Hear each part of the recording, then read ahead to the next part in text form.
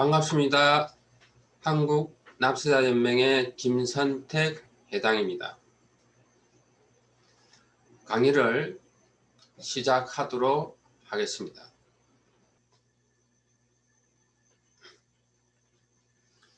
자, 지금부터 이제 공부해야 될 것은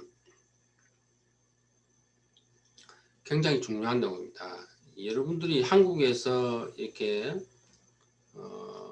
직장 생활을 하거나 다음에 또 뭐 사업을 할 수도 있고요.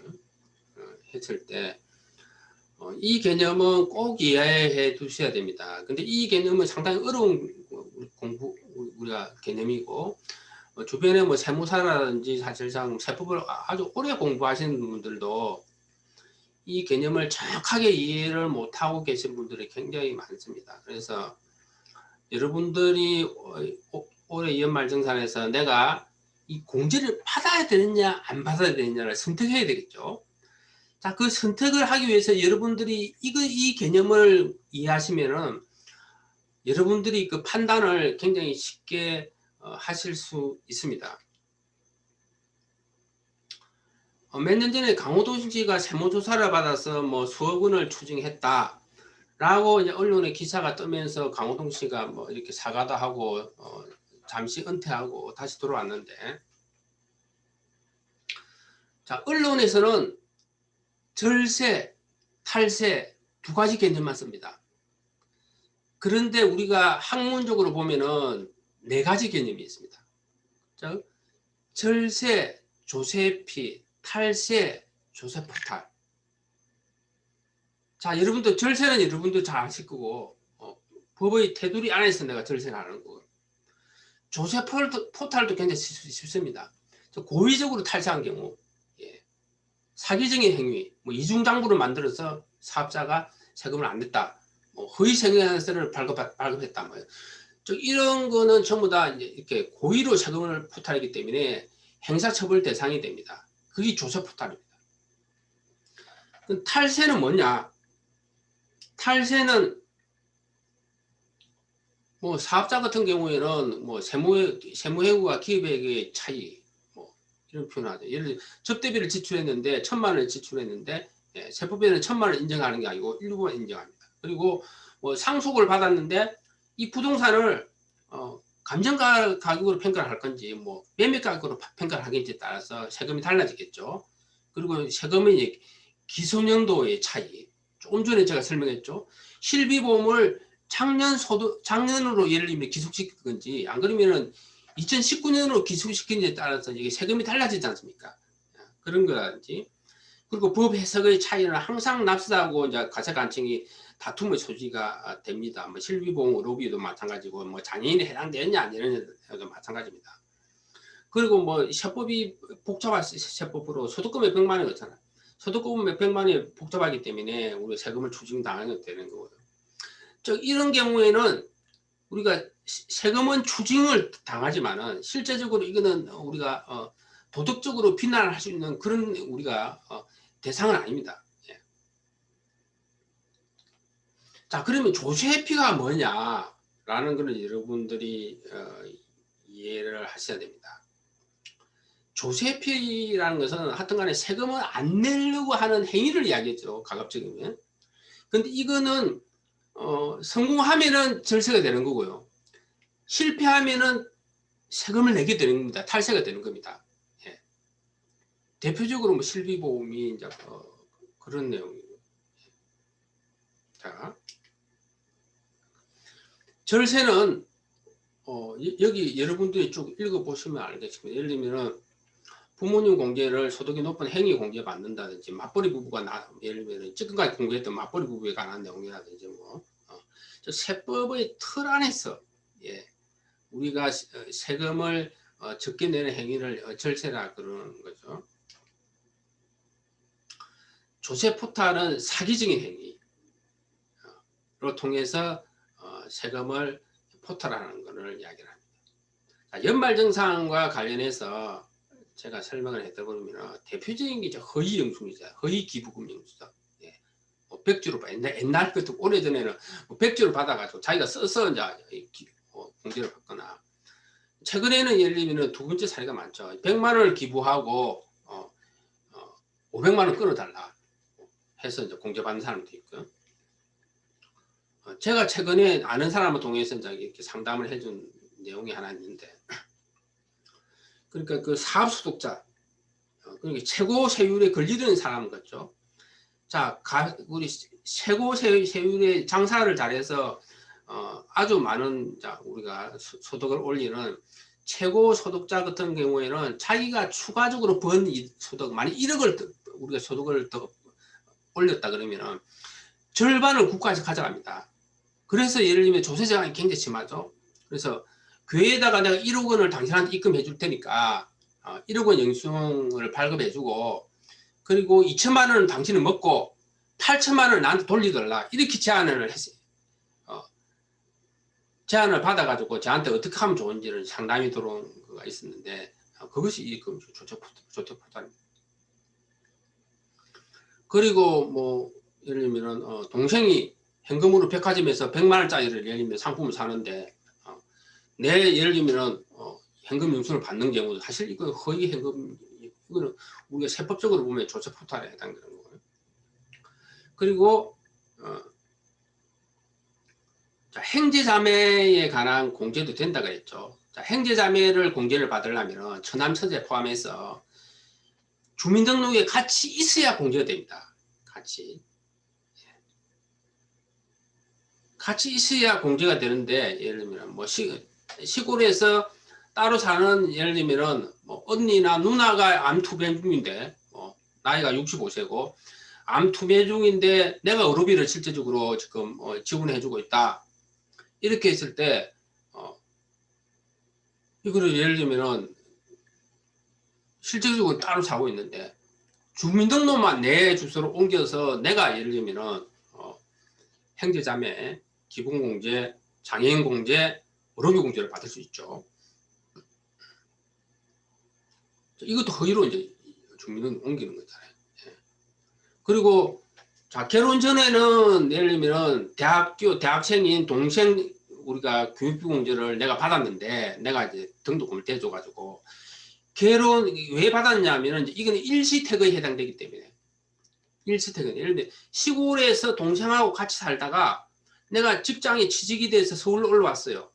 그런데 계속 예를 들면 동생 뭐 대학교 등록금을 대주고 있고 이러면은 일시택에 해당돼서 같이 살지 않더라도 대학 등록금에 대해서 공제를 받을 수 있습니다. 근데 결혼을 해서 분간했습니다. 결혼을 하면은 국세청에서는 이건 일시택에 해당되지 않는다, 이렇게 우리가 판단하는 겁니다. 그래서 예를 들면 이분 같은 경우는 조금 기분 나쁘겠죠. 결혼 전에는 해줬는데 결혼 후에는 똑같이 교육비를 지금 부담하고 있는데 왜 안 해주냐, 이렇게 불만이 있을 수 있습니다.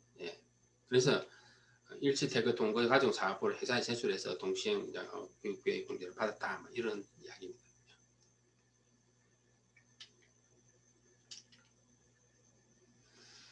자, 그러면 조세피가 뭐냐, 여기 나와있죠. 자, 우리가 예를 들면은 조금 전에 설명했지만은 세법은 항상 추상적이고 복잡하고 애매모호한 조항들이 많습니다. 대표적으로 예를 들면은 뭐 생계를 같이 하는 부양가족, 항시 치료를 위한 중증환자, 뭐 이런 개념 자체가 굉장히 추상적이잖아요. 추상적이기 때문에 그렇고, 그래서 판단하기가 쉽지 않다는 거죠. 그러면 예를 들면은 과세가 안청하고 이제 다툼이 생길 수 있는 거죠. 다툼이 생기는데 납세자는 당연히 세금을 뭐 적게 내는 방향으로 의사결정을 할 수 있습니다. 그래서 조세회피라는 것은 입법 취지로 보아서는 세금을 내야 하지만 세법의 약점과 구멍을 이용해서 세법이 예정하지 않는 비통상적인 방법으로 세금을 덜 내는 행위를 우리가 조세회피라고 그런다는 거죠. 자, 그러면 우리가 연말정산 제도의 약점과 구멍이 뭔지를 일단 먼저 공부해 보도록 하겠습니다.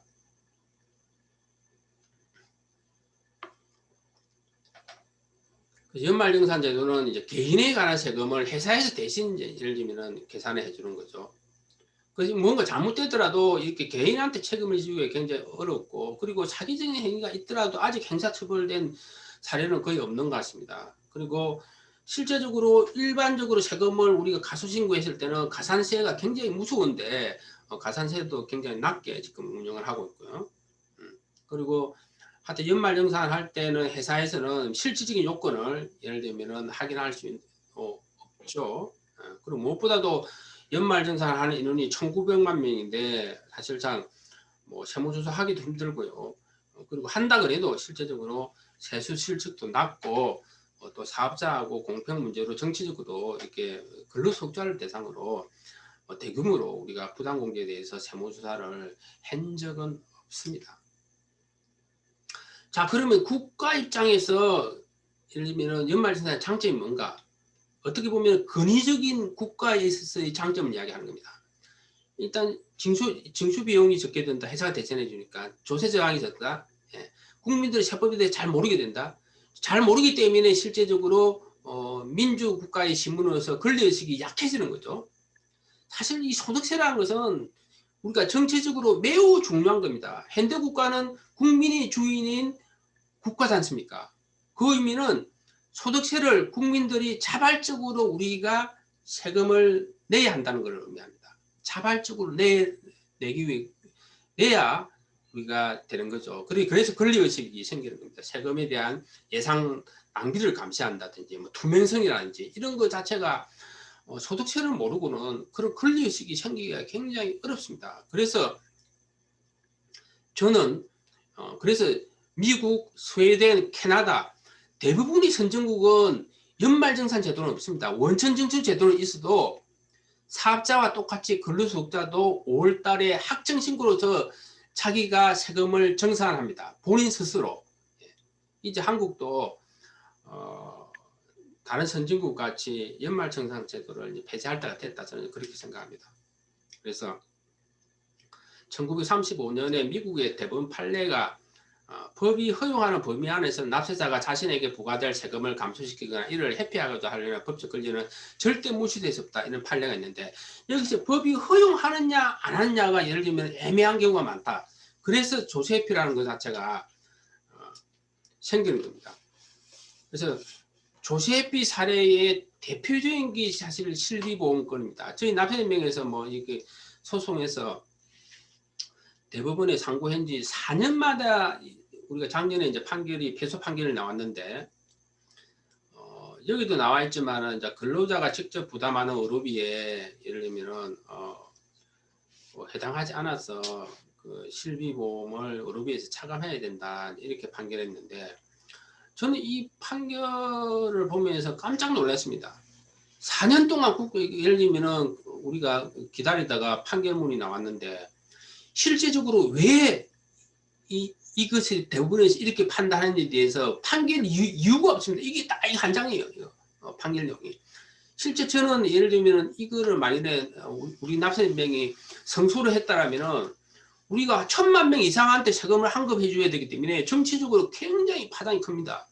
그래서 이게 대부분에서 뭐 정치적으로 이렇게 패소 판결을 하지 않냐 그런 의심을 하는 거지 이유가 없어요. 왜 이렇게 판결했는지 최초의 판결인데 이유를 좀 적어줘야 되는데 이유도 없이. 그래서 이제 이런 법 해석과 관련해서 항상 다툼이 있다.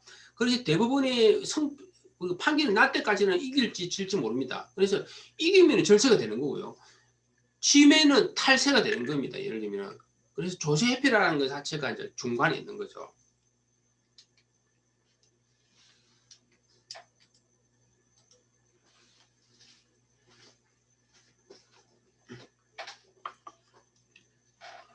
자, 지금부터 중요합니다. 올해 여러분들 이제 지금까지 이론을 제가 설명한 거예요. 지금부터는 이제 올해 연말정산 때 여러분들이 어떻게 해야 될지 이제 영향을 미치는 것을 이야기합니다. 그래서 우리가 조세회피 행위를 할 건지 사기적인 조세 포탈을 할 건지 이건 여러분들의 선택의 문제죠. 근데 여러분의 선택이 할 때 그 영향이 미치는 요소에 대해서 한번 설명해 보도록 하겠습니다. 첫째가 세법이 불합리한가? 소득금액 100만 원 초과 부양가족 공제 안 된다. 소득이 예를 들면 100만 원 넘어간다고 부양가족 공제 안 한다는 게 굉장히 불합리하죠. 실손보험금도 의료비 참가만 해도 마찬가지죠. 내 돈 내고 예를 들면 보험가입해서 내가 보험금 탔는데 내가 부담한 거다 아니다 뭐 이렇게 판단하는 거 자체가 좀 웃기는 거죠. 그리고 아까 제가 이야기했던 뭐 우리가 지출자가 공제해야 된다. 것도 마찬가지고요. 소득이 없는 배우자 명의의 장기주택 전당 차입금 이자 상한의 공제를 안 해주는 것도 참 불합리하다고 저는 생각합니다. 그래서 이 불합리한 세법 하에서는 우리가 성실을 납치하기가 쉽지 않죠. 그리고 세법이 불공평하냐? 예. 자, 여기에 이제 재밌는 사례가 있는데, 사실상 여기 이 내용을 보면 우리나라 세법이 얼마나 불공평한지를 여러분들이 알 수 있습니다. 자, 여기에서 국세청 전산에서 부당공제도로 자동 적발되는 항목이 딱 하나가 있죠. 예. 다른 거는 여러분들이 공제를 받아도 예를 들면 전산에서 자동 적발되지 않습니다. 여러분들이 세무조사를 받지 않는 이상 아무 탈이 없다 이렇게 생각하시면 됩니다. 예.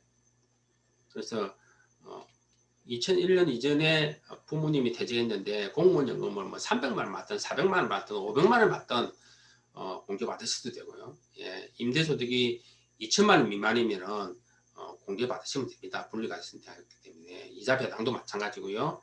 주식으로 뭐 1억 벌었든 2억 벌었든 주식 양도 차익에 대해서는 작년까지는 이거가 다 비과세입니다. 아무리 많아도 이거는 소득을 안 본다는 거죠.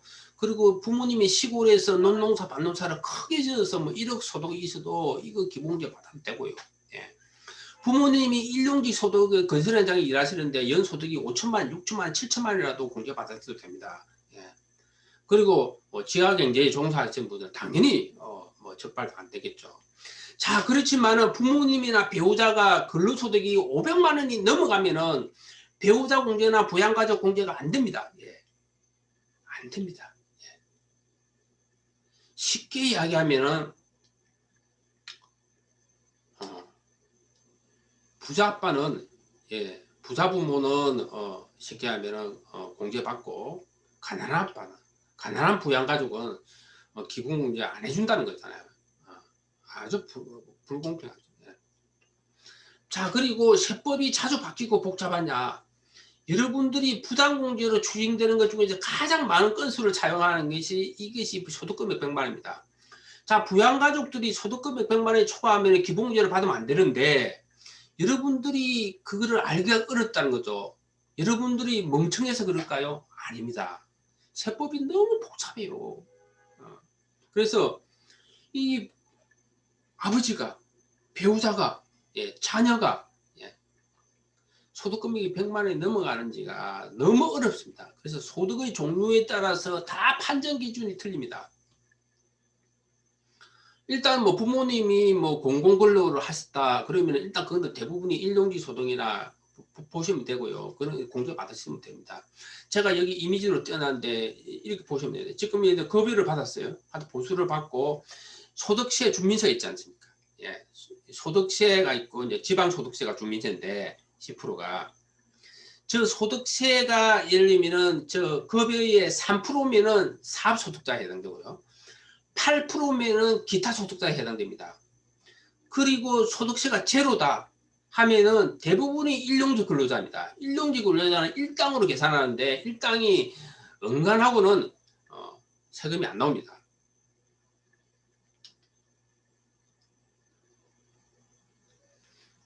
자, 그리고 우리가 이 세금을 이제 탈세 이론에 있어서 중요한 건데 탈세를 할 건가 말 건가에 있어서 이제 경제학적으로 우리가 보통 분석을 해보면은 경제학 이론에서는 탈세로 인한 이득하고 탈세로 인한 손실을 비교해서 이득이 크면은 예를 들면은 탈세를 한다. 그래서 탈세를 예방하기 위해서는 이 위험 적발 가능성도 높이고 가산세도 높이고 행불도 높여야 된다. 이런 이론이 있습니다. 예. 그래서 실제적으로 만일에 1억을 내가 탈세를 했는데 적발 가능성이 71%고 가산세가 예를 들면은 40%다고 했을 때 예를 들면 이게 똔똔이 되는 거고 적발 가능성이 71%보다 낮아지면은 탈세를 하게 된다. 이런 이론이죠. 그래서 우리가 소득세를 일반적으로 사업하시는 분들이 가소신고했을 때는 신고 불소득세 가산세가 10%, 사기로 세금 적게 내면 40%, 그리고 납부 부정세 지연이자는 연 9.13%입니다. 그래서 만일에 부가가치기간 치른 뒤에 세무서 나와서 여러분들이 세금 추징당했다 그러면은 안 낸 세금이 1억이라 그러면은 가산세가 1억이 넘습니다. 예. 물론 또 뭐 벌금이나 행사처벌 우리가 또 있죠. 그런데 연말정산을 할 때 연말정산 부당공제를 받으면은 실질적으로 이 가산세가 앞에 보다시피 굉장히 높은 걸로 부과를 해야 되는데 현재 굉장히 낮게 부과를 했습니다. 그러니까 개인이 잘못했는데 개인이 잘못한 걸 보지 않고 회사가 원천징수 의무를 예를 들면 잘못했다고 보고 최대 거의 뭐 한 10% 안 낸 세금에 가손 납부한 세금의 최고 한 10% 정도만 굉장히 낮게 가산세를 부과를 하고 그리고 뭐 행사처벌도 거의 안 하죠. 그래서 실제적으로 굉장히 어떻게 보면은 탈세를 해서 척발돼도 그 손실이 다른 세금에 대해서는 매우 낮다. 자, 그리고 적발 가능성이 100% 있는 것, 100%인 것도 있죠. 이거 여러분들이 부당공제 받으면 절대 안 됩니다. 맞벌이 부부가 자녀를 이중공제하는 경우, 여러 형제가 부모님을 이중공제하는 경우에는 국세청 정산에서 그냥 자동으로 튀어나옵니다. 여기에 보다시피 근로소득 원천징수 영수증에 주민번호가 다 들어가잖아요. 동일한 주민번호가 예를 들면 형님도 적고 나도 적고 하면은 두 사람이 그냥 국세청 컴퓨터에서 바로 튀어나오죠. 자, 이거는 감사원에서 이제 국세청을 감사하면서 지적한 사항입니다. 자, 월세세후공제는 원래 연봉 7천만 원 이하자만 해당되죠. 그런데 7천만 원 초과했는데 우리 공제받은 사람도 있고, 그리고 무주택자만 공제됐잖아요. 월세공제는. 예, 그리고 주택 많은 저축도 마찬가지고요. 예. 그런데 실제적으로 1주택 이상자들이 공제받은 경우도 있었다는 거죠. 그래서 보통 무주택자, 1주택자, 장기주택 대상 살금 이자 사안의 공제는 1주택자가 공제가 되죠. 즉 주택 요건을 위배해서 공제를 받게 되면 이거는 국세청 컴퓨터에서 자동으로 적발됩니다. 왜? 국세청 컴퓨터 안에는 그러니까 우리나라 부동산 보유 현황이 다 들어있다는 거죠. 예, 다 들어있습니다. 그래서 국세청에서 발표한 이제 부당공제 유행이 쭉 이렇게 보도자료에 나와 있는 내용을 제가 옮겨놨습니다. 한번 읽어보시면 됩니다. 자, 그리고 적발 가능성이 예를 들면 공제받아도 적발 가능성이 낮은 거를 제가 한번 포기를 해놨습니다.